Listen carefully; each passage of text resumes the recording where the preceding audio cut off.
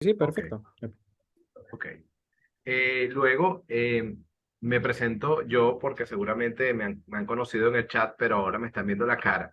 Y soy Alejandro Izquierdo, yo soy egresado de la especialización en mercadeo por allá en el 2003. También trabajé en el IESA en la gerencia de comunicaciones hace varios años. Y ahora estoy en Buenos Aires desde el 2018. También soy migrante. Y bueno, viviendo un poco esta nueva profesión o este nuevo posgrado que es ser migrante.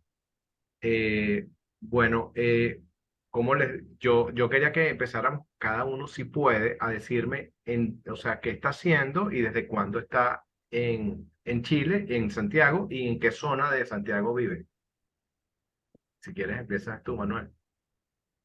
Bien, gracias Alejandro. Bueno, Manuel Castillo, estoy en Santiago, en Chile, desde el 2017, octubre de 2017. Ya cumplo 6 años este octubre. Y bueno, llegué haciendo un poco de todo, después estuve casi 2 años en una multinacional y con el COVID y reestructuración ya salí y empecé a trabajar por mi cuenta como consultor. Entonces, bueno, ha sido variado, ha habido buenos momentos y malos momentos. Y bueno, después podemos echar los detalles de la cultura, Exacto, porque exacto. hay algunos temas que uno se adapta más que a otros. Perfecto, perfecto. ¿Y tú, Manuel? Eh, No, Kevin, perdón, Kevin. Kelvin. Kelvin. Ok, ¿me escuchan? Sí, sí, perfecto. Ah, ok, pasa, tengo estos audífonos, era el otro. Sí, sí. Eh, Mi nombre es Kelvin Chenique, soy egresado del MGP del 2015, creo que es el 2015, ha pasado tanto tiempo ya. Y estoy en Santiago desde el 2017, septiembre del 17. Eh, Desde que llegué, he tenido un solo empleado en una compañía multinacional de seguro de crédito, de exportación, que es francesa. Y bueno, la experiencia ha sido tanto enriquecedora en muchos aspectos, pero es un desafío alto.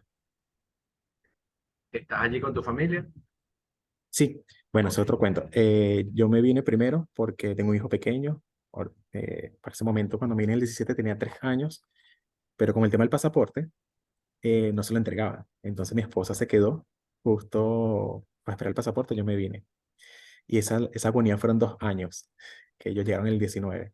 Y justo ellos se venían en julio 19 y fue cuando revocaron unilateralmente los poderes que existían para los padres, para enajenar bienes, para hacer permisos de viaje y todo eso. Y mi esposa se venía justo empezando agosto, como a los 3, 4 días. Y fue al aeropuerto, el permiso no se lo aceptaron, le bajaron las maletas y se perdieron esos tickets porque no tenían cambio y sabemos cómo el tema de la plata cuando uno es migrante se perdió. Tuve que hacer un poder de permiso de viaje desde aquí diciendo que ellos venían de vacaciones, porque ella tenía la visa democrática de responsabilidad, que de paso, eso fue otro cuento. Y cuando justo llegó el permiso, que fue aquí Express, fui en la notaría, después fui a extranjería para postillarlo, enviarlo por DHL, que en el 2019 era un sitio como súper raro para que llegara un avión a Venezuela.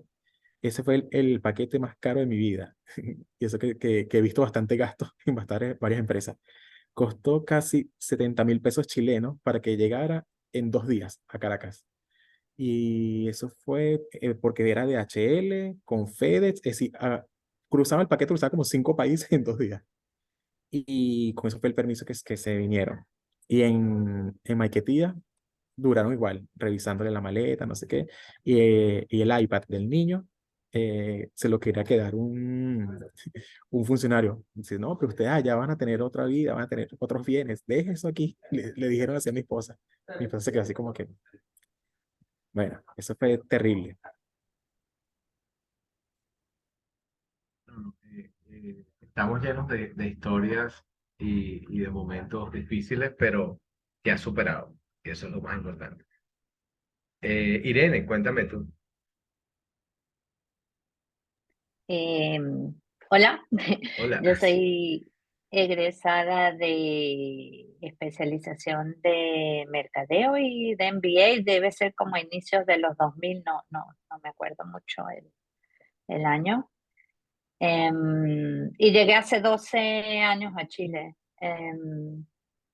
Tuve la fortuna de venir con trabajo y eso ya marca una situación mucho más benévola. Eh, Tengo mucho agradecimiento por este país. Eso. Y bueno, Uber, creo que Uber sí está.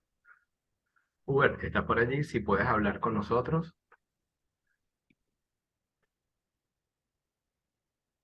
Bueno, pues, Hola, y hola, buen día. sí, Uber, sí. Sí, es que tengo problemitas con el internet aquí, la cámara, déjame ver si puedo, o sea, Bueno, pero te un vamos poquito escuchando, complicado. tranquilo, sin problema. Sí, sí, mira, yo soy egresado del MBA en el año 2007.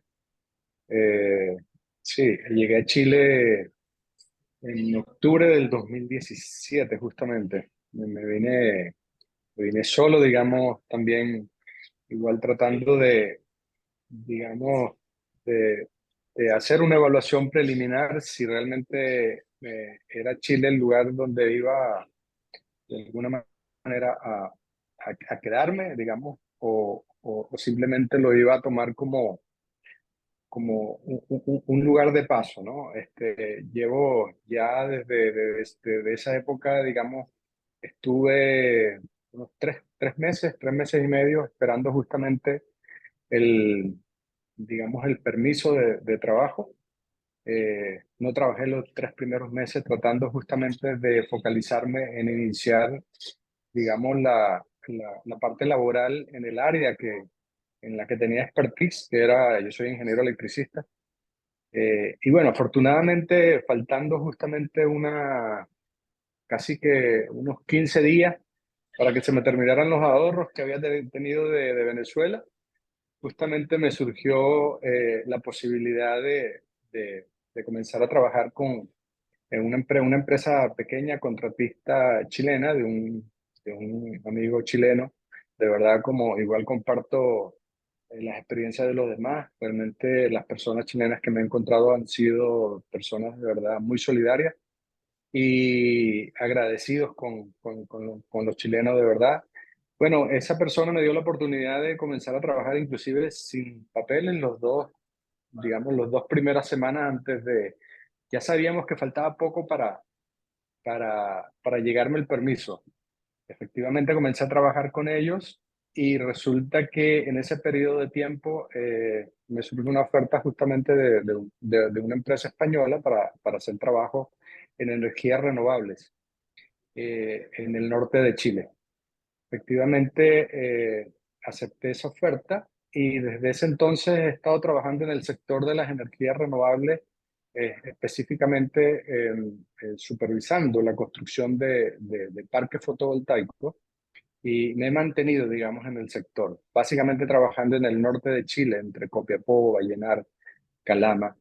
Realmente ha sido una experiencia bien enriquecedora porque de alguna manera, pues, eh, mm, emprendes también digamos, un proceso de aprendizaje de un área que afortunadamente en este caso Chile ha sido también como que uno de los pioneros, ¿no? En el desarrollo de las renovables en Latinoamérica y efectivamente me ha permitido integrarme en ese sector y gracias a eso, pues, yo puedo decir que ahora de alguna manera pudiera digamos, afrontar cualquier reto en el área de las renovables en cualquier parte del mundo, ¿no? Entonces, de verdad afortunado de haber podido tener esta oportunidad de estar trabajando en el sector de las renovables.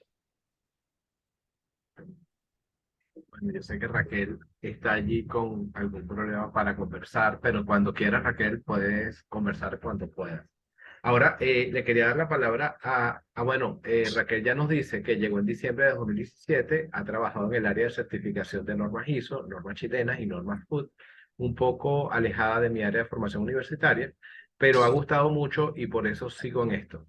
Con todo, inicio bastante desafiante, pero feliz. Bueno, gracias, Raquel. Yo invité a Marvi porque de verdad que ella estudió conmigo en bachillerato y nos hemos encontrado en varios momentos de la vida, ¿no? Y sobre todo con la pandemia, llevarle rastro a Marvi fue bastante complejo como amigo, porque realmente yo supe que se fue con su esposo a Colombia y de repente la veo en Berlín, pero luego no me sorprendo porque esté en Berlín, porque es muy bueno y le iba bien, sino que ha pasado por varios países y que entiendo que fue Perú, que conoce mucho la cultura chilena. Y bueno, yo quisiera que Marvi también se presentara. Bueno, gracias por la invitación. Sí, Alejandro y yo tenemos como una larga historia, pero yo también en esto de migraciones tengo una historia larguísima. Em, yo siempre había tenido oportunidades de estar fuera de Venezuela, pero antes de que cambiara la situación política nunca vi la necesidad de hacerlo. Em, y me pongo como una meta, si cierran Radio Caracas, me tengo que ir. Una meta que mucha gente pensó como que era exagerada, pero ese era como mi punto de inflexión. Y primero nos vamos a Perú, eh, luego pasamos, Perú no nos gustó mucho, la verdad, aunque nosotros nos fuimos en el 2004, 2005 y teníamos una discriminación a favor. O sea, en ese momento ser venezolano se asumía como vienes con una preparación alta, vas a tener un trabajo altamente cualificado, etcétera. Después pasamos a Colombia, donde coincide con la migración que tenía que venir de los ex PDVSAs. Entonces también hay como un prejuicio positivo y se asocian los venezolanos con gente que aumentó el rendimiento de Ecopetrol de una manera exponencial, ¿no? En Colombia nos pasan ciertas cosas fuertes, ¿ok? Eh, que no diríamos de xenofobia, pero sí de la inocencia, porque uno llega siempre como migrante con el arquetipo del inocente, ignorando muchas cosas, pero también con la necesaria ignorancia para lanzarse en estas aventuras. Y ahí nace mi hijo, y después pasamos a Brasil, y finalmente terminamos aquí en Alemania, ¿no? Yo soy psicólogo de la Universidad Católica Andrés Bello, soy psicóloga clínica y psicoterapeuta, hice mi máster en el Hospital Militar, después estudié en Colombia, en la Universidad Javeriana, psicología analítica, he estudiado arteterapia en Alemania, en Colombia, y bueno, tengo una formación en sexología, he hecho como un camino también que ha tenido que ver con este paso por distintos lugares, ¿no? Actualmente, y mucho más desde la pandemia, yo atiendo muchos venezolanos, y diría que la mitad de mi consulta es de venezolanos que están fuera de Venezuela, porque digamos que antes la gente consultaba quizás por Skype, pero no era tan habitual. ¿Ah? Lo que pasa después de la pandemia, que la gente, sobre todo los que están en situación de migración, pues se enfrentan, igual que Manuel, a cambios en la vida laboral, ¿ok? Cambia la dinámica financiera, aparecen miedos, aparecen cosas que reactivan los problemas de la migración y por eso a partir de ese momento es que yo recibo como una oleada de pacientes provenientes de Venezuela, pero que están fuera. ¿Okay? Entonces, tengo gente que está en los Emiratos Árabes, en Noruega, en Chile, en toda Latinoamérica y, por supuesto, muchos en Europa, ¿no? Entonces, de alguna manera, esto me ha llevado a conocer desde un punto muy, muy íntimo y muy profundo lo que sucede en Chile, pero además, yo estoy viviendo en Alemania hace 12 años, ¿verdad? Sí, cumplo 12 años este año, y aquí en Alemania hay una relación muy estrecha con Chile. Entonces, aquí hay una gran cantidad de personas chilenas que fueron exiladas y que viven actualmente aquí, pero además las condiciones de visa, que para Alemania suelen ser muy complicadas, son muy fáciles para los chilenos. Entonces, siempre hay muchos chilenos y yo creo que es como, junto con los españoles, de los hispanohablantes, la mayor comunidad, ¿no? Entonces, he tenido como esa esos detalles como interculturales que, bueno, hablando con Alejandro dijimos, bueno, puede ser interesante compartir para explicar por qué Chile es tan particular, ¿no? A la hora de vivir ahí para un venezolano, por ejemplo, ¿no? Mira, Marvin, y yo quería preguntarte, y me tomo la libertad, aquí es para que todos Ujú, preguntemos, ¿no? Pero yo me iría de una vez para ver eh, el tema de cuáles son esas características culturales del chileno que ujú, son influyentes en la hora de la convivencia cotidiana. ¿Cuáles son esas características que seguramente todos la tenemos? Yo conozco a varios chilenos y he ido varias ujú. veces. Y bueno, el profesor Pavel Gómez también es amigo nuestro y es del IESA, del Faculty Internacional del IESA. Y bueno, Irene, la misma Irene, cuya hermana vive, Noemí, vive acá en Buenos Aires y la conozco desde, bueno, desde hace mucho tiempo. Pero, ¿cuáles son esas características culturales que definirías tú de la cultura chilena? Ok. Hay como, en principio hay una historia, ¿no? ¿Quiénes son los migrantes que recibe Chile? Chile hace una conexión muy temprana en el siglo XIX con Alemania, ¿no? Y le da una bienvenida a los colonos alemanes en un momento en que Alemania estaba atravesando circunstancias financieras difíciles, como readaptaciones políticas, y son los que pueblan casi todo el sur de Chile, ¿ok? Pero son muy bienvenidos. ¿Por qué? Porque en Chile hay una identificación aún mayor que en otros países de Latinoamérica con lo que es Europa, ¿no? Chile es una sociedad que se define como blanca, que no ve sus indígenas fácilmente, que no tuvo una eh, relación tan potente como el Caribe con África. Entonces, esto alemán representa un poco lo ideal. Y entonces desde 1840 por ahí empieza esta conexión. Esta conexión trae muchos problemas, pero por ejemplo en 1938 por allí ya se está gestando aquí en Alemania todo el nazismo y en Chile aparece un partido que es nazi, que eso es de descendientes de estos alemanes y de chilenos simpatizantes, ¿no? Entonces, ya por aquí hay un elemento que es importante porque la xenofobia va mezclada también con el racismo y también con la aporofobia, ¿no? Entonces, eh, digamos, no es lo mismo esta comunidad chilena que llega, incluso nazis o incluso esta gente relacionada con Colonia Dignidad, que es tan bienvenida que los palestinos que recibieron después, o que los colombianos, o que los peruanos, ¿no?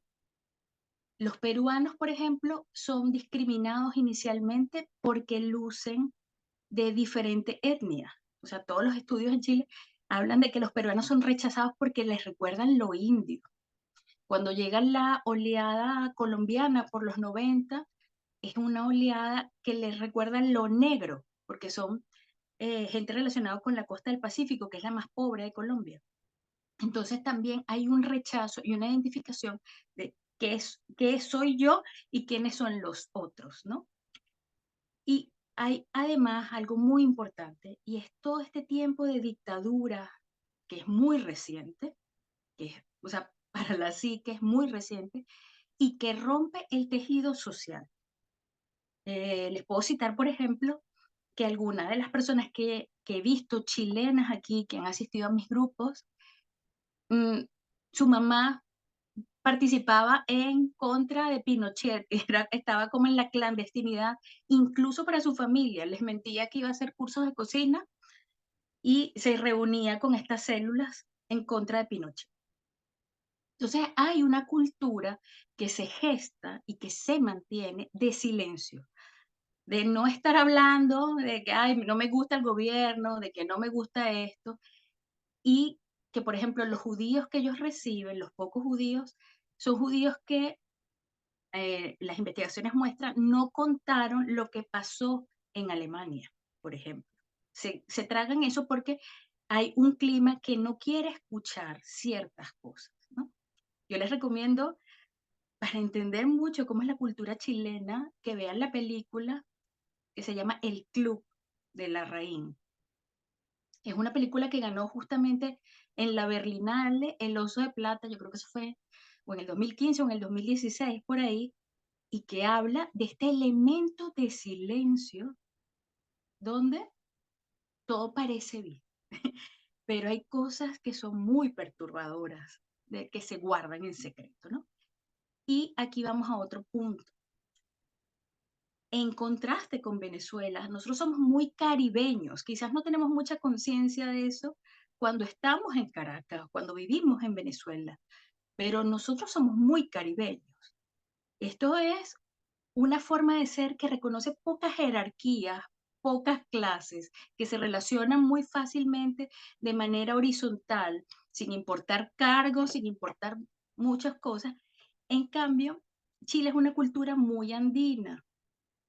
Y tengo como una anécdota de alguien que recibió una vez una invitación como a una fiesta VIP de un estudio de arquitectura, simplemente porque están en una reunión un grupo de venezolanos con un grupo de chilenos y él le dice al jefe, no, no, no, cállate, que eso no es así, es tal y tal.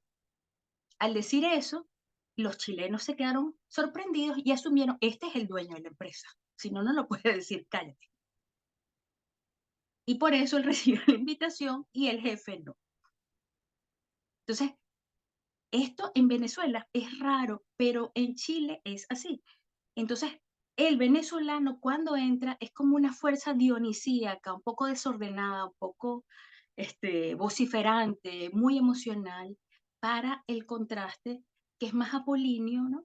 Y que bueno, es lo que están buscando muchos de ustedes probablemente cuando se van para allá, como una sociedad más organizada, donde las leyes funcionen, donde las calles estén limpias, donde ciertas cosas del sistema sean confiables, ¿no? Pero lo venezolano, lo extranjero, lo haitiano, es visto por un chileno más tradicional como algo que puede romper este orden, ¿no? Mira, Marvin, yo quería aprovechar también para ver, hay características que me han surgido acá también en Buenos Aires, Ujú, de que uno se siente como separado ya de entrada. Yo llego acá y siento ellos son así y nosotros somos así. O sea, cuando veo cualquier relación, yo la entiendo o la racionalizo diciendo, no, porque el argentino es así y porque yo soy así, pero siempre lo veo distante y separado para poder entender la relación. ¿Por qué ujú, surge esta división natural cuando uno más bien está entrando en una sociedad donde debería uno buscar lazos de unión, más bien que de ujú. separación? Bueno, piensa que llegar a un sitio nuevo o, por ejemplo, la pandemia, cualquier cosa que genere caos en tu forma de, que rompa tu rutina, ¿no? Que altere el orden al que estás acostumbrado, genera para la psique incertidumbre. Entonces, la manera más fácil y más tradicional de la psique es acudir a un orden estricto, ¿no? Blanco y negro. Los buenos y los malos, los del club tal y los del club cual, ¿no? Es una manera de organizar cuando se siente todo temblar, ¿no? Entonces, bueno, por eso vivimos esto de eh, oficialistas y opositores, vacunados y no vacunados, pero también ellos y nosotros. Freud decía que nosotros necesitamos lo semejante para sentirnos que estamos bien, como nos vemos en el otro y decimos, "Ah, somos igual, estamos bien". Es lo que siente un adolescente cuando dice, tengo los mismos zapatos que mi amigo, uso el mismo corte de cabello. Y necesitamos al diferente para poder expresar la agresión y la frustración que la vida misma nos, nos muestra en cada momento, ¿no? Entonces, por eso el fútbol es tan potente y, y en comunidades como las sureñas es más potente, ¿no? Los hooligans en una sociedad como la inglesa son importantes porque es una manera de decir, estoy con los míos y ustedes para allá, ¿no? Una manera de ordenar el mundo. Es una manera muy primitiva, sí, es la manera que dice el bebé, tú eres mala porque no me das leche, yo soy bueno porque yo tengo hambre, o es una manera muy, muy básica, pero que surge en momentos de mucha ansiedad. Entonces, ¿qué pasa con esto? Bueno, la gente tiene dos opciones normalmente cuando está entrando a una sociedad nueva. Y una es, me, me digo así, como ellos son otros, ¿no? Los alemanes son fríos, yo soy tropical. O digo, yo no soy nada venezolana. No, y la verdad es que yo era así, ordenada, puntual, no sé qué. Yo soy más alemana, ¿no? Entonces me mimetizo falsamente, casi como una caricatura, y olvido mis orígenes, tratando de parecerme a esto otro. Pero de Hay, igual sigue estando presente esta división, es como una escisión más que una división. claro, ¿y por qué crees tú que las culturas como los chinos, los peruanos, los bolivianos, conforman su tribu de una manera mucho más natural que los Ujú, venezolanos? Ellos tienen sus propios refugios, ellos hacen sus propias zonas de confort. Aquí incluso socialmente se divide. El boliviano está, vamos a suponer, naturalmente involucrado con la industria textil, el peruano con lo que tiene que ver con las verduras y hortalizas. Y ya incluso ujú, lo veo como el argentino. Ya el argentino sabe, bueno, este negocio, por decirte algo, es de los peruanos, este negocio es de los bolivianos y lo hacen bien. Pero el mío es este, y cada quien se divide su terreno. Incluso dicen que el venezolano es muy bueno en los temas que tengan que ver con atención al cliente. Y por eso siempre, incluso a los argentinos les encanta ponerlos en la primera fila de que lo vea todo el mundo, porque el venezolano va a traer buenas cosas y buenas relaciones. Entonces, ¿cómo crees tú que porque no pasa porque eso con venezolanos, con ¿no? venezolanos? ¿Qué Bueno, nos falta a hay un nosotros? elemento. No sé. Nos faltan años, nos faltan años de migración. O sea, nosotros éramos una sociedad receptora y no una sociedad que migraba. O sea, incluso la gente que estudiaba con Fundayacucho o que tenía momentos de expatriación iba y volvía, ¿no? Eso era como la mayoría. En cambio, todas estas poblaciones que tú me estás nombrando suelen ser culturas que les dices, hay trabajo en tal sitio y se van. O sea, son sociedades que tradicionalmente fueron más pobres, tuvieron menos recursos o más guerra, más terrorismo y estaban acostumbradas a migrar desde hace mucho. El venezolano para mí, eh, yo no he leído estudios sobre eso, pero lo que me da la impresión es que todavía estamos como niños en este tema de migrar, ¿no?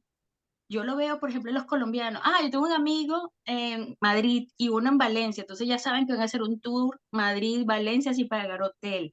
Con un venezolano eso no es tan así. Y tampoco va a ser tan fácil que tu amigo venezolano te consiga trabajo en su empresa, porque todavía hay como un temor y un recelo de que los recursos son escasos y que quizás si comparto voy a quedarme con menos, ¿no?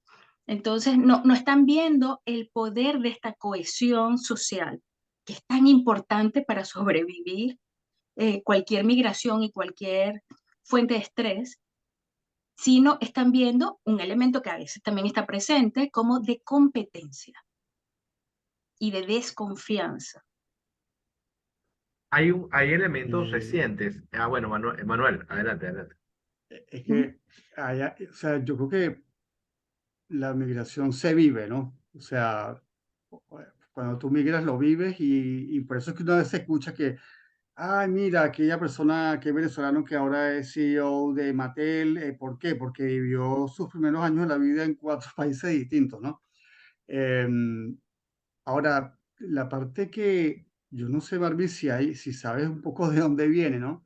Pero es que lo que para mí sí, yo creo que no me acostumbraré en el sentido de que hasta el mismo chileno se quejan, es que uno con el chileno, no todos, pero no sabes cuándo confiar y cuándo no, porque tú puedes ver, o sea, yo te puedo ver a ti, Marvi, vamos a suponer, tú eres chilena, te conozco hace 2 años, yo digo, Marvi, profesional, buenas referencias de ella, y de repente, ¡pum!, me sacas una carta bajo la manga y me Ujú, dice, no, mira, no son 100.000 pesos, sino 2 millones.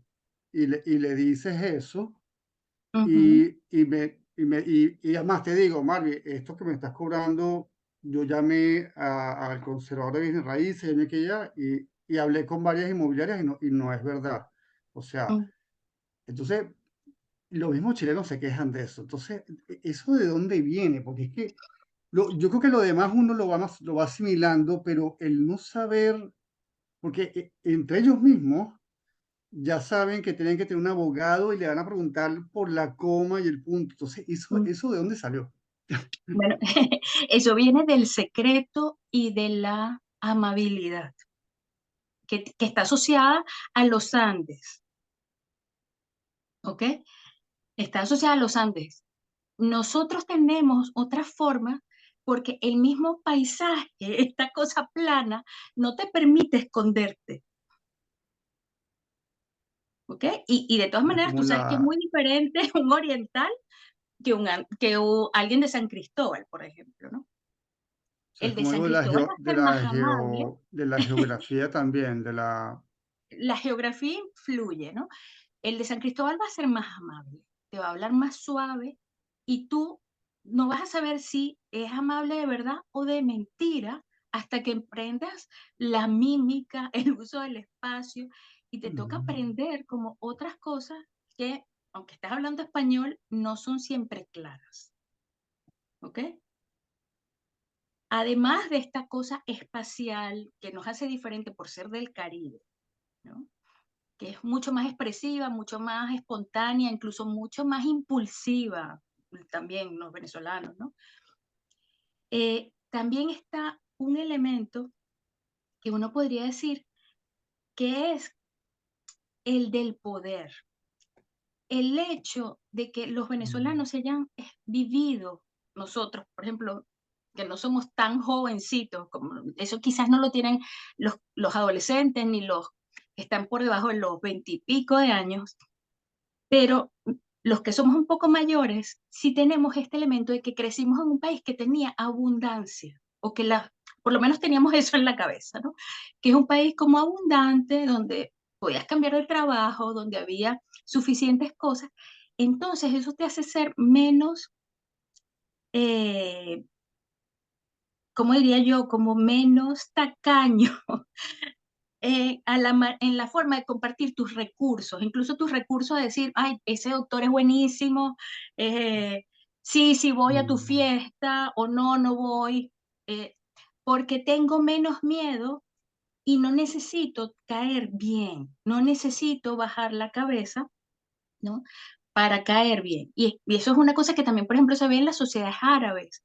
El hombre suele ser más directo porque tiene más poder y es el que controla los medios financieros y la mujer tiene que ser más suave y más sutil y el poder se ejerce desde atrás, ¿no? Como que, bueno, sí, vamos a hacer esto y después hay un saboteo donde no se termina de hacer. Entonces, es como un ejercicio del poder que se da cuando las comunidades han estado desprovistas de un margen de acción real. Y eso es una diferencia muy fuerte, muy fuerte. ¿Y tú crees que en otras sociedades han logrado cambiar eso? Porque el Chile de hoy no es el Chile de hace 60 años, ¿no? Claro, la Mm. historia no se cambia de un día para otro, ni la cultura se cambia de un día para otro, pero Mira, yo no yo te voy a poner sé. un ejemplo.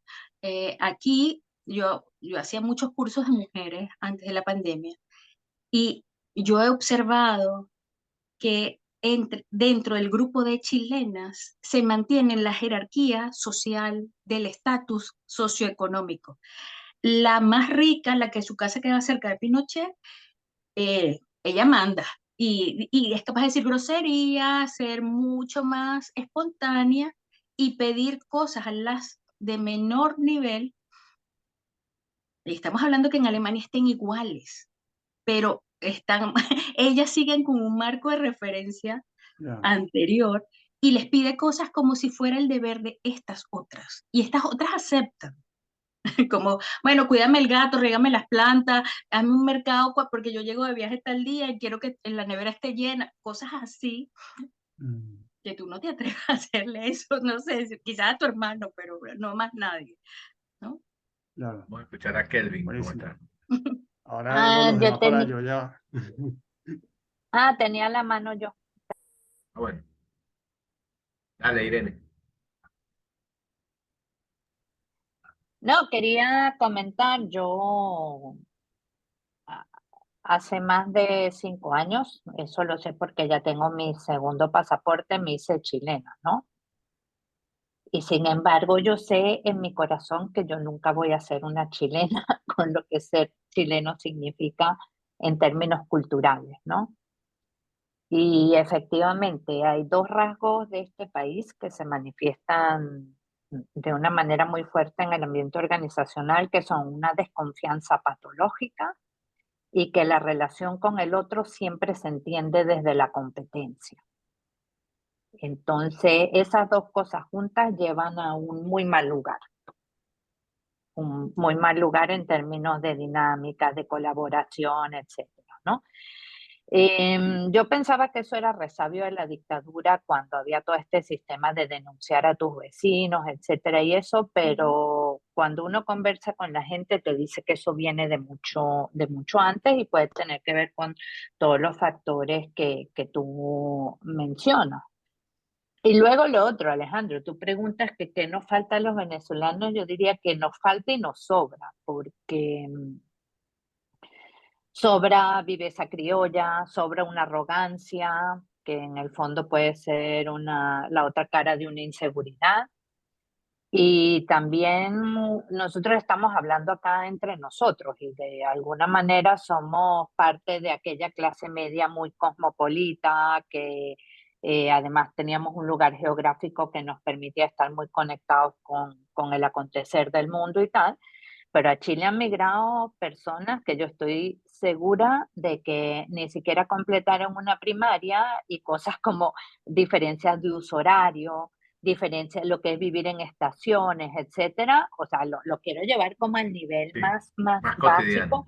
No, no estaba en su radar. Entonces, no podemos hablar de un solo venezolano migrante, y no lo digo de verdad desde la segregación, lo digo muy responsablemente desde lo que uno puede ver como conductas allá afuera. Y cuando hablas de migración venezolana, lamentablemente entramos todos, ¿no?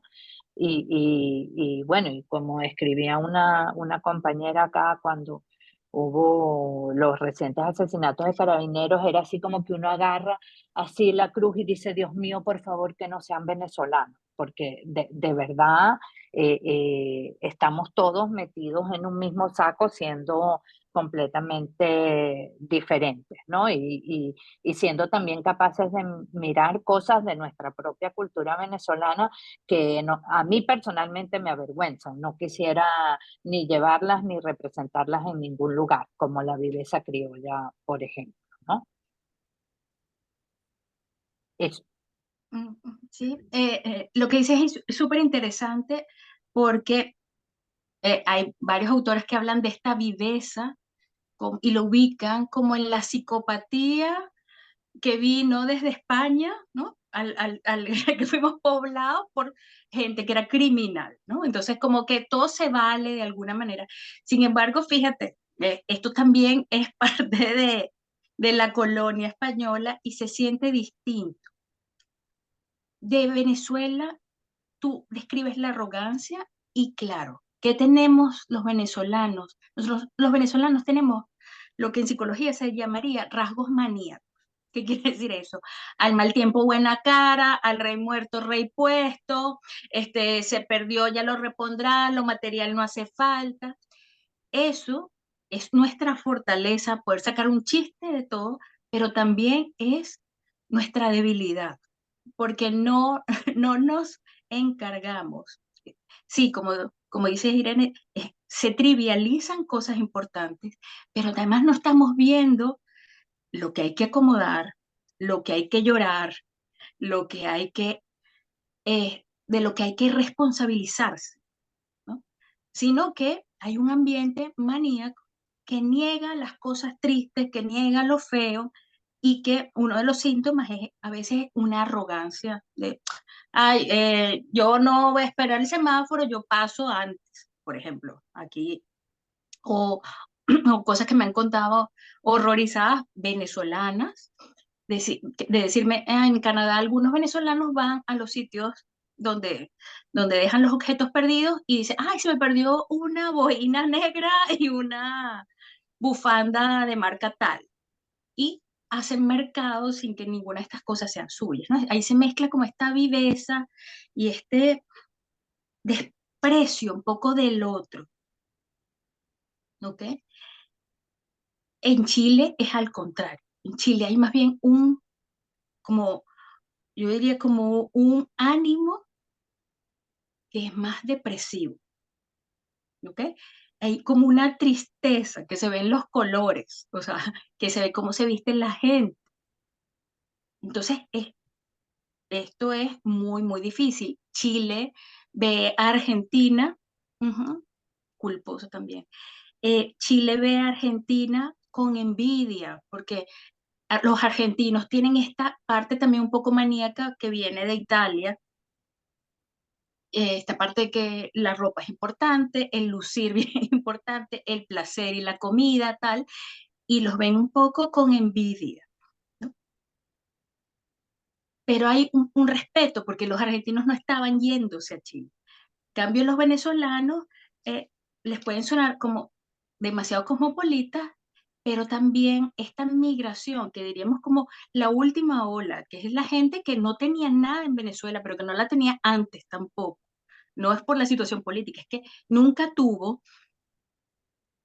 Esto remueve lo que una filósofa española denomina aporofobia, que viene de aporos sin recursos y fobia miedo. Entonces, no se reacciona mal ante todos los migrantes, se reacciona peor a los pobres.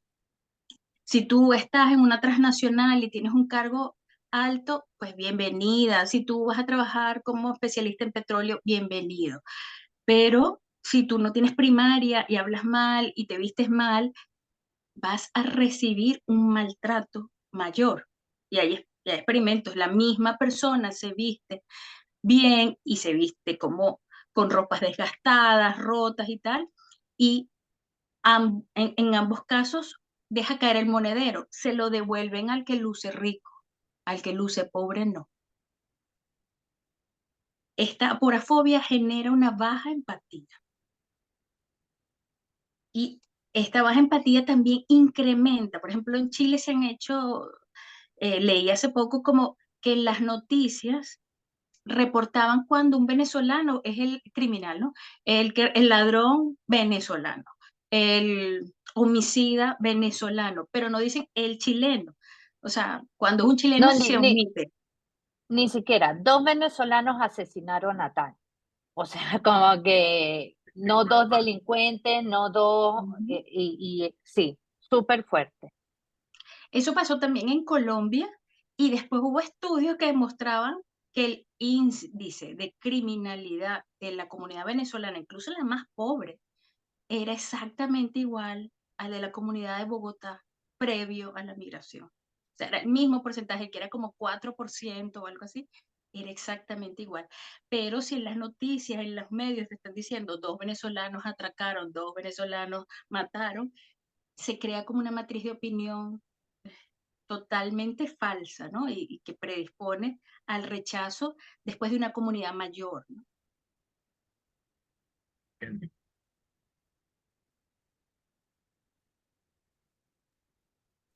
Hay algo interesante que en estos casi 6 años he observado. Generalmente yo converso con muchas personas y de distintos roles sociales, como dice Marvin, uno seguramente tiene una clase media, generalmente trabajadora, ciertos privilegios, pero uno se relaciona con gente pobre, rica, subes al metro, te vas a un Uber, cualquier cosa, y pues tienen contacto con la realidad como más cerca que cualquier otra persona que esté segregada en un barrio alto o en una población muy pobre.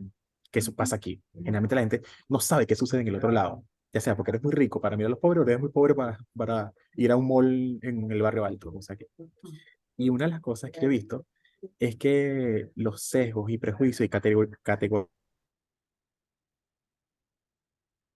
que tiene, es decir, ese es su leitmotiv. Eso es, ese ambos vías, como dice Irene. Pero eso se rompió con el venezolano.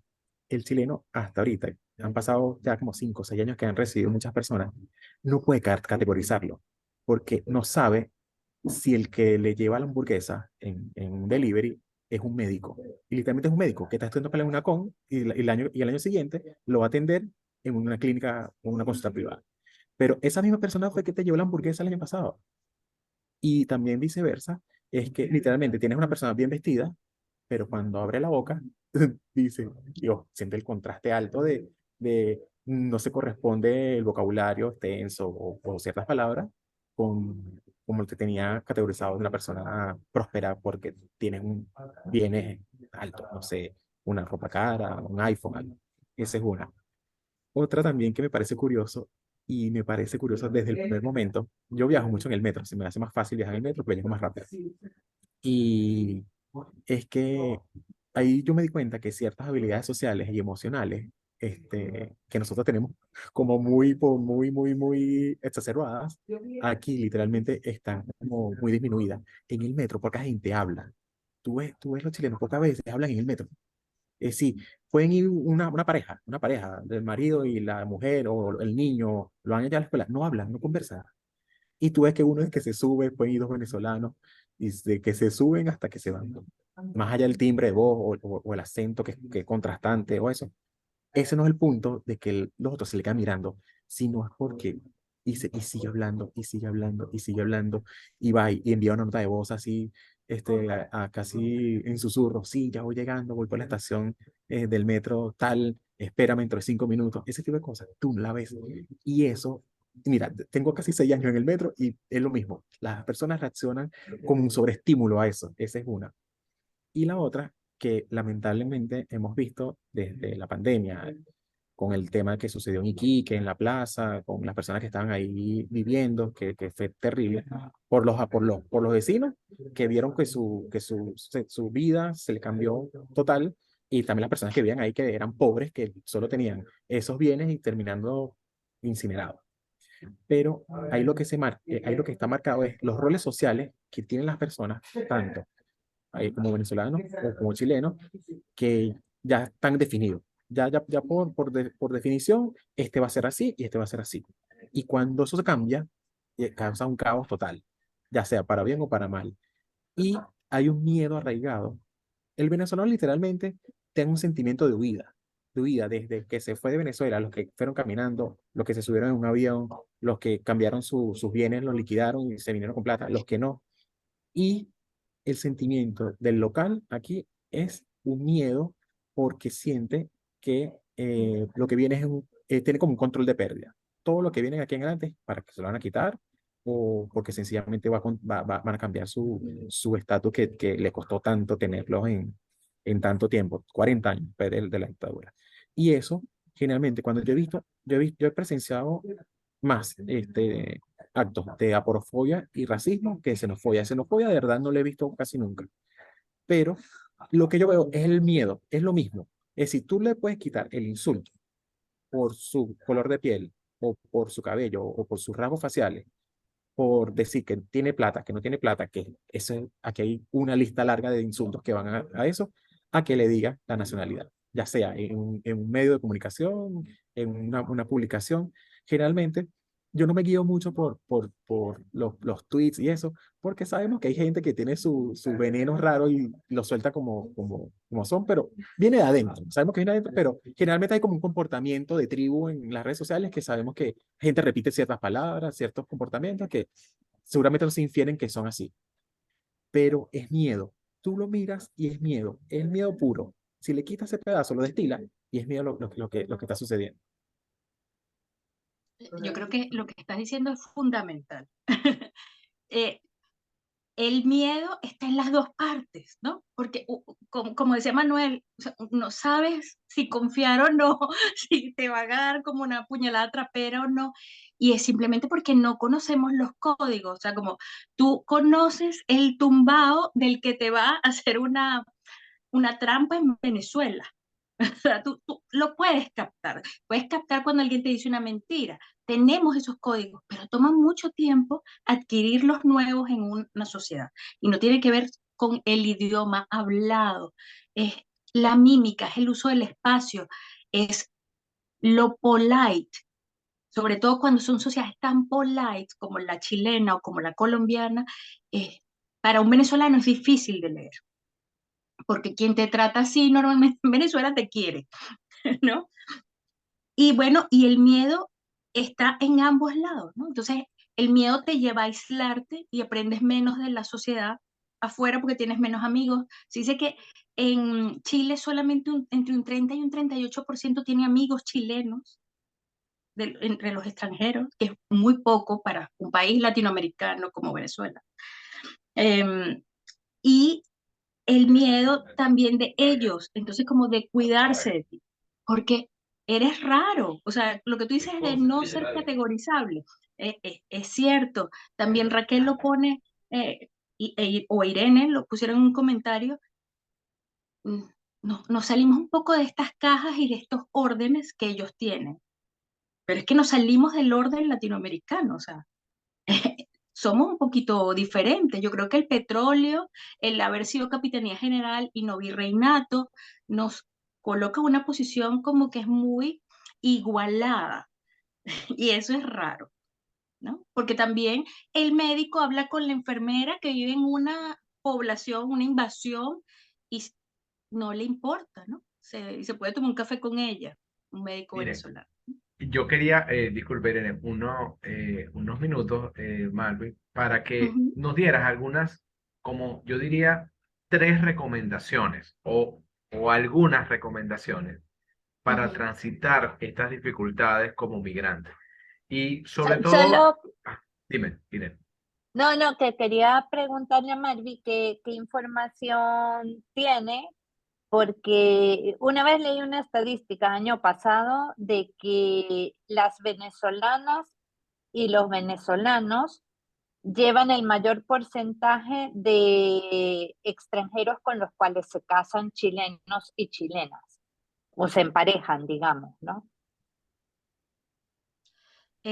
No tengo información sobre esa estadística, pero sí tengo la información de por qué se hace pareja con alguien local. Se hace pareja con alguien local porque simbólicamente estás buscando otra vez lo materno, como alguien que te acoja, alguien que pertenezca y te ordene otra vez la vida, como un bebé que tiene hambre, sueño, frío y no sabe qué siente. Ajá. Mira, esto es así, confía aquí, compra las cosas en este lugar. Es un poco por eso que suele suceder. Y por esta cosa del venezolano, de no estar en un grupo cerrado, también de desconfiar del otro venezolano, entonces se mezcla con expatriados, con refugiados, con cualquiera. Ujú. ¿Qué nos recomendarías o qué Anda. desde tu vivencia? Por ejemplo, No, capaz que lo que te funcionó a ti no nos funciona a nosotros, pero llegar de una sociedad latina, por los países que viviste, que es Colombia, Brasil, Perú, a una sociedad como la alemana, debe ser algo difícil. Eh, cómo te integraste? Si lo puedes dar desde tu experiencia, o qué ok. elementos nos puedes dar para que nosotros nos integremos de manera más eficiente. Mm, Bueno, a mí me ayudó ese recorrido previo. Si yo me hubiese venido a Venezuela directo para acá, creo que me hubiese regresado. Siempre lo digo, o sea, incluso el hecho de que Bogotá siempre está nublado y el clima era feo, me ayuda a aguantar los 7 meses de invierno de aquí, ¿no? O sea, ese recorrido me transforma de alguna forma. Otra cosa que a mí me ayuda es, que sé que no es fácil, pero yo venía con el idioma, yo hablaba alemán desde hace mucho tiempo atrás, yo por hobby lo estudiaba. Y hay que aprender el idioma. En Chile parece que no hay que aprender, pero sí hay que aprender porque no es lo mismo decir bebé que guagua. no es lo mismo decir barriga que guata. Eso te acerca o te aleja del otro. ¿Qué tanto me aproximo? Si te toco, no te toco, si te puedo tocar. Hay que aprender esas sutilezas del idioma. Eso ayuda mucho. Y hay que hacer, en lo posible, relaciones con locales y con gente de tu entorno. Aquí en Alemania, creo que cuando yo llegué éramos 400 venezolanos en toda Alemania, así que no tengo muchos conocidos venezolanos, pero sí hice relación con hispanohablantes. Eso ayuda. ¿Por qué? Porque de alguna manera estar con gente que comparte cosas similares te sirve de catarsis, te da tips concretos, ¿no? Como mejor vive en esta zona no son tan exigentes con los niños, en esta zona hay más preescolar. Y sobre todo te ayuda como a entender los diferentes estadios, ¿no? Tú ves cómo eras tú cuando llegaste con 3 meses en el lugar y bueno, ves a una persona que tiene 15 años en ese sitio y te da como un marco de referencia. Otra cosa para mí importante es que también te ayuda a percibirte y a pasar ese proceso que va desde la idealización a la devaluación de una manera más suave y menos extrema, ¿no? Estar en grupo. Otras cosas que yo les recomendaría por mi experiencia sería, bueno, vincularse. ¿Por qué las mujeres sufren más en la migración? Porque trabajan habitualmente menos o menos horas o en empleos menores que los hombres. Entonces, son las mujeres las que se enferman más. Y bueno, las cosas típicas como hay que resolver el duelo, hay que saber que es como una montaña rusa, hay momentos en que uno va a estar muy bien y otros que va a estar muy mal. Hay momentos difíciles como los aniversarios, las muertes cuando suceden fuera, pero también hay que trabajar la lealtad. Estar migrando es como estar como con padres divorciados. Entonces, a veces hay gente que no se permite alegrarse mucho en la casa del papá porque esto se siente que traiciona a la mamá. Entonces hay que trabajar esta lealtad y pensar que ustedes todos, o todos nosotros, porque compartimos lo mismo, elegimos esto por una conexión con la vida, ¿no? Estamos haciendo algo que es difícil porque estamos conectándonos con la vida y estamos como en una búsqueda de mejores condiciones. Para algunos tienen que ver con lo financiero, para otros con la libertad, para otros con la seguridad. Pero recordar que esto tiene un sentido y preguntarse no por qué escogí, por qué me metí en esto, sino para qué. Nos ayuda a salir como de la posición de víctimas y nos da como un propósito a este proceso, ¿no? Perfecto. Ahí se unió Ahí alguien. interpreto. Si nos puedes decir quién eres, porque nada más veo iPhone. Y yo sé que lo escribiste en el grupo, pero el dispositivo no está identificado. Bueno, Marvi, otro tema es eh, cómo manejar la xenofobia directamente, sobre todo en ambientes laborales hostiles. O sea, me refiero a situaciones culturales. Yo tuve en Venezuela un jefe chileno que yo tenía que, vamos a decir, él era director y yo era como un coordinador. Entonces, había que hacer todo lo que él decía. Pero en un momento me llegó a decir, mira, esto es eh, una instrucción. Esto no es una opción, lo que te estoy diciendo. Pero eran situaciones que, Darwin, perfecto. Eran situaciones que en realidad había que negociar con muchas personas de la compañía a hacer lo que él decía, o sea, porque él ya llegado expatriado no significaba que podía cambiarlo todo, ¿no? Entonces, pero ya llegó un momento que él decía, no es que negocies con nadie, es lo que hay que hacer, pero no se podía hacer así.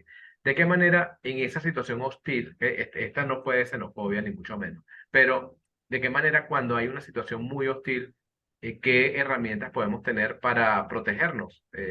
Vamos a decir, incluso nuestra autoestima. Ujú. Bueno, en este caso, lo que estabas viendo es la jerarquía, que en Chile es estricta y en Venezuela no. O sea, en Venezuela tú vas al bautizo del hijo de tu jefe. O sea, o le dices, oye, esta ropa es nueva, ¿no? Hay una cosa mucho más personal y familiar. En casos de xenofobia, lo que se recomienda es empoderarte. ¿Cómo te empoderas? Conociendo tus derechos, tu marco jurídico. Hay en todos los países como lugares en donde se puede denunciar, pero tienes que conocer qué es denunciable y dónde. Tienes que empoderarte socialmente. ¿Y cómo te empoderas? Bueno, tienes que tener una red, tienes que tener opciones. Si este es tu único trabajo, probablemente, y estás manteniendo una familia de 5 personas, probablemente no lo vas a poder dejar, ni vas a ponerlo tan en riesgo. Entonces, tienes como que empoderarte también financieramente, tienes que tener ahorros. Se ha visto que todos, todas las personas que reciben acoso siempre están transmitiendo eh, normalmente una sensación de vulnerabilidad en el otro. Entonces, hay que rescatar esa fuerza. No cualquiera se atreve a hacer esto que es tan complejo, ¿no? Ustedes todos pueden conocer, yo conozco un montón de personas que tenían carreras mucho más fáciles de ejercer en el exterior que psicología, ¿no? Y pues no se atrevieron a salir nunca. Entonces, el hacerlo, el tener como casi todos, muchos años ya en Chile, eh, está hablando de esta fuerza interior que es capaz de volver a la vida, ¿no? A veces está como latente. Otra cosa es hablar. Y por eso, de nuevo, es tan importante hacer red. O sea, ustedes tienen ese grupo de WhatsApp, no lo usen solo para preguntar dónde compro, dónde compro harina pan, ¿no? Que aquí pasa que el grupo de venezolanos en Berlín solo pregunta eso, sino utilícenlo para darse como soporte, porque hay muchos elementos que los más experimentados pueden aportar, ¿no? Perfecto. Marvin, bueno, le doy la bienvenida a Darwin y a Rafael. Yo sé que Irene se tiene que ir y ya nos deja, pero yo quería la otra, una pregunta que yo me hago es, ¿cómo ayudar a los más débiles, por decirlo de alguna manera, que pueden ser nuestras esposas, en el caso del jefe de hogar, por lo digo porque yo soy jefe de hogar, y a los hijos que son menores y que pueden sufrir bullying y estas situaciones más difíciles en un contexto que no es ni siquiera de ellos directamente, porque en este caso fue, por ejemplo, un asesinato, pero que pueden ser los niños los que refieran y tengan ese impacto sobre ellos, o incluso los abuelos o los padres quienes se llevaron sus padres. Eh, bueno, tú estás nombrando a los grupos más vulnerables a los ataques xenofóbicos y más vulnerables durante la migración. Estos son las mujeres, los niños y las personas ancianas. Con las mujeres pasa que normalmente asumen el rol de cuidadora, o cuidan a los ancianos o cuidan a los niños. Y el esposo, en el caso de que es cabeza de hogar, habitualmente trabaja más horas de las que trabajaba en su país de origen. Esto es como digamos como el cuadro general, puede haber diferencias.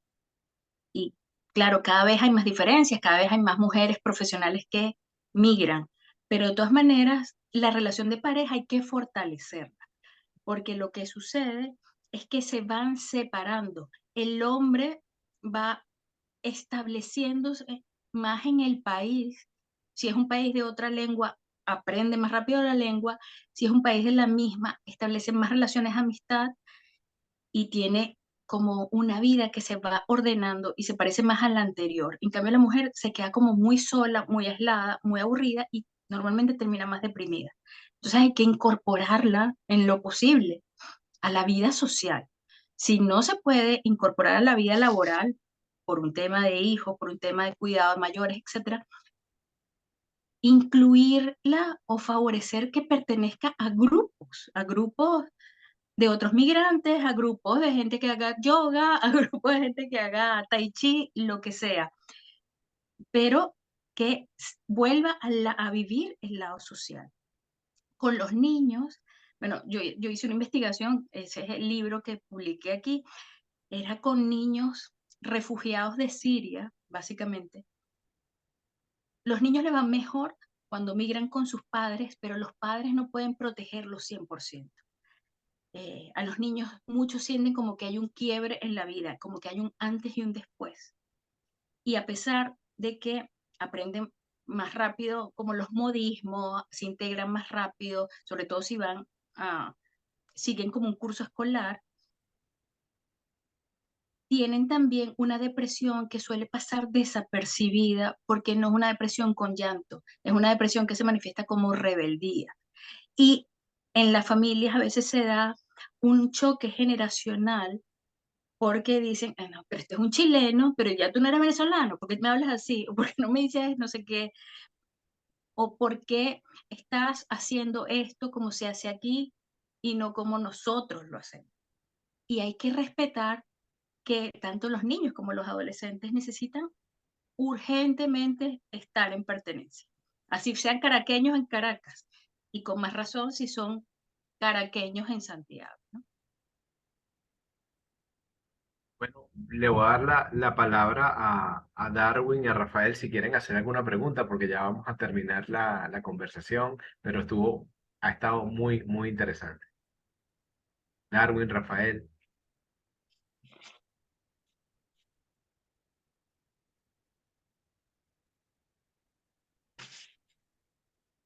Yo tenía eso de hacer actividades, Marvin, es muy Ujú, interesante, de involucrarse con la sociedad en actividades propias de la propia sociedad, ¿no? Una de las o de actividades tuyas porque una de las cosas que hemos escuchado en este momento es que la gente está haciendo cosas distintas a las que se prepararon, ¿no?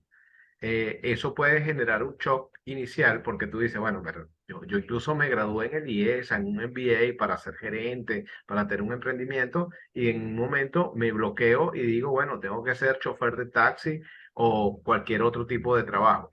Eh, ¿De qué manera yo, por ejemplo, creo que tú descubriste en la pintura un elemento que te ayudó a conectarte incluso y a ujú. autodescubrirte a ti misma?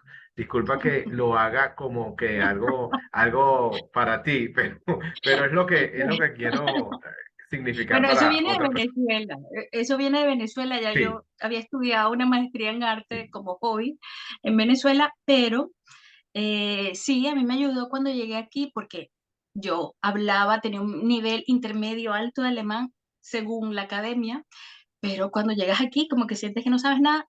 Entonces a mí me ayudó porque pues me conecté con un grupo de artistas y entonces expusimos en el Instituto Cervantes composiciones de fotografía que también hago y tal. Y entré en un área donde no se necesitaba tanto lo verbal, ¿no? Lo alemán. Eso me ayudó, además que yo llegué con un bebé que no tenía ni siquiera un año. Entonces, en ese momento me ayudó mucho, pero yo lo que creo que ha sido definitivo siempre, cuando me ha ido bien, es poder establecer conexiones, ¿no? A veces con venezolanos, a veces con colombianos, a veces con brasileños, a veces con alemanes, ¿no? Eso es lo que para mí marca como una diferencia, porque uno pierde muchas relaciones, uno perdió los primos, ya no tiene las cenas con la abuela, ya no tiene los cumpleaños, y somos animales sociales.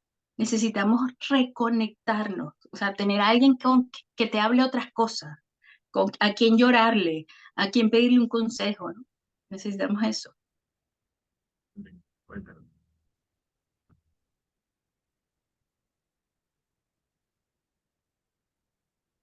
Erwin, ¿puedes hablar? Ok, no lo he escuchado. Marvin, una pregunta. Eh, ¿Puedes hablar un poco de la identidad más o menos de las personas? No es que ya no se sientan el mismo o que se tengan que presentar ante otros de una forma siendo distinto. Ese conflicto que tiene el migrante, de la perspectiva que tú quieras, dale el enfoque que quieras. Ujú. Bueno, ese es un tema básico, ¿no? Hay un primer momento en que nos fusionamos, ¿no? Entonces, quizás vestí todo de negro, como en Santiago la mayoría de la gente, habla bajito. Y hay otro momento en que dicen, no, yo vengo aquí a arrasar con todo. Pero es que a veces pensamos que la identidad son solo nuestras raíces, pero si pensamos en una planta, la planta no son solo las raíces. Entonces, la planta se va transformando y nosotras también. Nosotros vamos a ser, por supuesto, un poco más espontáneos si te reúnes con tu familia, estás en un cumpleaños con tu familia y tus primos y tal, que si estás con tu jefe o que si estás con el doctor en una consulta.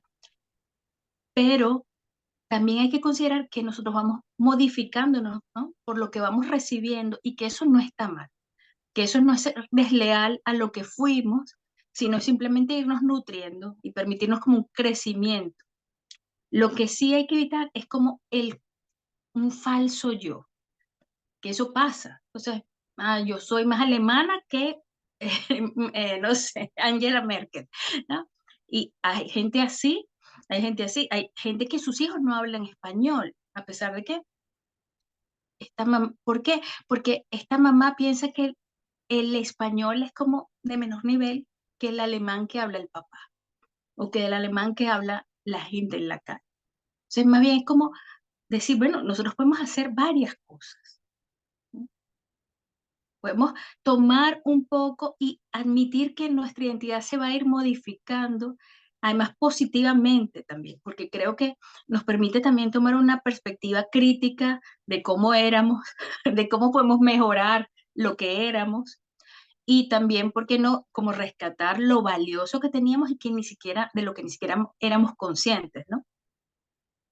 O sea, hay cosas como, oye, qué sabroso era trabajar en Venezuela, la gente tenía buen humor, o qué sabroso es como la generosidad, que nadie estaba pendiente de cuánto costó el café para dividir exactamente, ¿no? Alejandro les está compartiendo un cuento que es muy fuerte, pero que refleja muchas cosas, porque también es escrito por alguien que es exiliada por una dictadura militar. Así que cualquier parecido con la realidad, pura coincidencia, pero se los dejo porque es un cuento que con muchas metáforas habla de todas estas cosas que nos golpean la identidad y nos van eh, haciendo sentir tan raros, ¿no? Como no somos de aquí, pero tampoco somos ya de allá. Porque entonces cuando ves cómo se siguen comportando tu amigo que se quedó, tú no te identificas tanto, ¿no? Como dices, ya no me veo así". Y esa es una situación que estamos viviendo los venezolanos en varios países, que no sé si es una cuestión histórica o cultural que tenemos que ir madurando, pero en realidad lo que tenemos es una sensación que yo a veces veo de que, bueno, ahora hay una alta crisis económica en Argentina y ya tengo que ver hacia dónde me voy, porque yo me salí de Venezuela de una gran crisis para meterme en esta gran crisis, ahora necesito un país. Entonces, Kelvin, tú estás en Madrid. Madrid está bien, voy a tener trabajo, entonces me voy a Madrid. O sea, la vida no puede ser así. O sea, te lo digo como una Se lo está caricatura, diciendo pero la persona equivocada. no, yo sé, pero te estoy tratando de decir como una caricatura las cosas que uno va viendo. No, es que si te puedes ir, no, es que a mí me dijeron que en Berlín, de verdad que en Berlín se vive como un rey. O sea, en Berlín tú no pagas luz ni teléfono y, no, espérate, o sea, tienes que pagar luz, teléfono y todos los servicios, incluso más caros. No, es que Suiza, tú sabes que Tina Turner se quitó la nacionalidad norteamericana y se fue a Suiza. Entonces, en Suiza no se paga impuestos, señores, o que no se paga impuestos, ¿entiendes? Son cosas que he escuchado y hemos discutido en los grupos en esta semana. Pero es verdad, o sea, uno tiene que, hay una sensación ahora de la doble migración, que ahora en algunas circunstancias, por oportunidad sería buenísimo. Pero si es por decir que lo que me encontré, hay una desilusión por algo que está pasando, no sé, porque aquí gana otra vez el kirchnerismo, entonces, bueno, espérate, o sea, eh, no puedo vivir en la vida así, o sea, voy a llegar Claro, es hasta que donde... esa es como la diferencia, te la vas a pasar. Uno no puede vivir huyendo, ¿no? Un Exacto. poco, eso es lo que tú me estás diciendo. Pero pero también es una cosa cierta. La primera migración es la más dolorosa. Las otras se hacen como, como con más suavidad porque vas adquiriendo herramientas. Más o menos sabes que todo lugar tiene un elemento positivo y uno negativo, como que ya dejas de idealizar tanto lo que te ibas a encontrar. Entonces, yo creo que la idea es como integrar. Todos los lugares tienen luces y sombras. Yo creo que los migrantes, como dice Isabel Allende, una chilena, em, tenemos a veces la fantasía de un país inventado, ¿no? Como que, ay, que tenga el clima de Venezuela, que la gente se ría como en Caracas, pero que sea ordenado como Chile y que uno pueda salir de noche y que uno no sé qué. Tenemos esa idea de un país que no existe, ¿no? Bueno, no sé si Ante eso alguien, hay que cuidarse. sí, no sé si tienen alguna última pregunta para Marvin, eh, algún comentario, sobre todo Rafael que acaba de llegar, pero, ok, vas a ver la grabación, perfecto. No, bueno, Marvin, te iba a agradecer de verdad por tu tiempo, porque ya es bastante tarde allá en Berlín. Qué hora tienes allá? No, no es tan tarde, las 7:49. Bueno, pero vas a cenar en una hora normal. Sí, claro. Tranquilo. Aquí es una hora después, son las 2:10 para las 3 en Buenos Aires, y qué bueno que estar conectado con ustedes allá en Santiago. De verdad, Raquel, Uber, Arwin, Rafael, Kelvin, Manuel, Irene, que se acaba de ir, muchas gracias, y bueno, estamos aquí para seguirnos acompañando y seguir conectados, no Bueno. solo entre nosotros, sino incluso con nuestro país, que esta es una conexión Ujú, bastante importante. A mí me pasa que conectar, por ejemplo, a mis hijos adolescentes con Venezuela ahora es más difícil, porque en la ujú, adolescencia ahora ya se sienten argentinos, ¿entiendes? O están todavía definiendo cuál es la cultura que tienen realmente. Pero ujú. bueno, son experiencias que nos van a ir nutriendo a cada uno de nosotros. Sí, bueno, yo los invito, si quieren, como un poquito más de este tema o me quieren preguntar algo, me pueden escribir por Instagram sin ningún problema, que yo contesto todos los mensajes, a veces me tardo si son muchos, pero contesto. Y bueno, yo habitualmente también publico algún contenido sobre esta sensación de hogar que tenemos que construir, y eso es muy importante. Tenemos que hacer un nuevo hogar donde vayamos. No basta con tener una casa, no basta con tener un trabajo. El hogar es más intangible, pero tiene que ver con esta sensación como de algo cálido donde uno puede ser uno mismo. Bueno, sí, ahí yo los coloqué, @marvi.mendez1, y bueno, nos vemos por allí en las redes, nos seguimos viendo. Gracias, Ok, gracias por la invitación y por las preguntas. Gracias. seguro. Muchas gracias. Bueno, nos vemos. Chao.